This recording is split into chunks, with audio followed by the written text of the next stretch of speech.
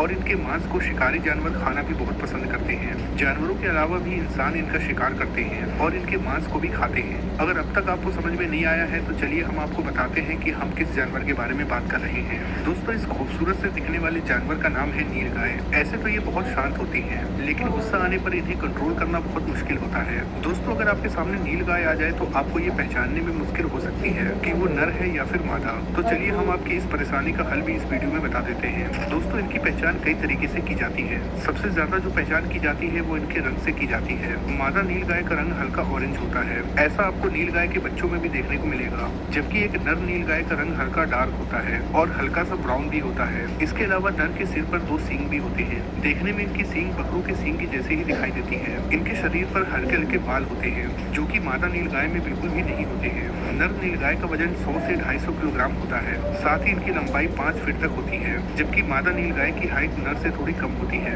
नीलगाय ज्यादातर भारत, पाकिस्तान, बांग्लादेश और चीन में पाए जाते हैं। खेत इनका बसेरा होता है। ये अक्सर खेतों को उजाड़ देते हैं। नीलगाय गन्ना बहुत ज्यादा पसंद करते हैं, इसीलिए ये गन्ने के खेत को सबसे ज्यादा उजाड़ते हैं। अगर इनके शारीरिक बनावट की बात करें तो इनके आगे के 2 पैर पीछे के मुकाबले थोड़े बड़े होते हैं, जो कि बिल्कुल हाइना के जैसे होते हैं। इन्हीं पैरों की मदद से ये तेजी से दौड़ सकते हैं। अगर इनकी शक्ल देखी जाए तो इनकी शक्ल हिरन से काफी मैच करता है। इसे पहली नजर में देख के ऐसा लगता है कि इसकी ब्रीडिंग की गई है, लेकिन आपको बता दें कि इसकी ब्रीडिंग नहीं की गई है, बल्कि ये एक नेचुरल जानवर है। एक मादा नीलगाय को एडल्ट होने में केवल 2 साल का समय लगता है और वो 8 से 9 महीने की प्रेगनेंसी में एक बच्चे को जन्म देती है। कभी कभी ऐसा भी होता है कि मादा एक बार में 2 बच्चे को जन्म देती है, लेकिन ज्यादातर ये एक बार में एक ही बच्चे को जन्म देती है। अगर नर की बात करें तो नर नीलगाय एडल्ट होने में 4 से 5 साल का समय लेते हैं। जिस तरह से हिरन के बच्चे जब पैदा होते हैं तो लंबे समय तक छिपे रहते हैं, वैसे ही नीलगाय के बच्चे भी छिपे रहते हैं। इन्हें कई महीनों तक छिपे रहने की वजह ये होती है कि कहीं शिकारी जानवर इनका शिकार न कर ले।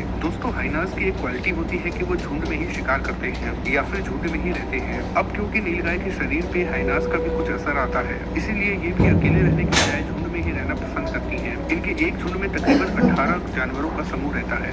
ये ज्यादातर दिन के समय ही बाहर निकलती हैं और रात में ये आराम करना पसंद करती हैं। जैसे ही हम नीलगाय शब्द सुनते हैं तो हमारे दिमाग में गाय की इमेज आती है, या फिर हमें ये लगता है कि ये गाय से ही मिलती जुलती कोई जानवर है। लेकिन अगर आप भी यही सोचते हैं तो आपको बता दें कि ऐसा बिल्कुल भी नहीं है। इनकी औसत उम्र 10 साल की होती है, वो भी अगर बीच में कोई शिकारी इनका शिकार न कर ले तो, क्योंकि इनका शिकार बहुत ज्यादा होता है। अक्सर सरकारी फरमान आता है कि नीलगाय का शिकार किया जाए। इसके पीछे वजह ये होती है कि नीलगाय खेतों को चर देती है, जिस वजह से किसानों का बहुत ज्यादा नुकसान होता है। किसानों को नुकसान से बचाने के लिए सरकार नीलगाय का शिकार करने की इजाजत दे देती है। यही वजह है कि इनकी प्रजाति आज खतरे के निशान पे है। अगर ऐसे ही चलता रहा तो वो दिन दूर नहीं जब ये खूबसूरत सा जानवर हमारे धरती से विलुप्त हो जाएगा। दोस्तों, वीडियो देखने के बाद भी आप में से बहुत से ऐसे लोग होंगे जिन्हें ये नहीं पता होगा कि आखिर ये कौन सा जानवर है। तो चलिए हम आपको बताते हैं कि किस राज्य में इसे किस नाम से जाना जाता है। अगर आप गुजरात के हैं तो गुजराती में इसे नील कहा जाता है और हिमाचल प्रदेश और दिल्ली में इसे नीलगाय ही कहा जाता है।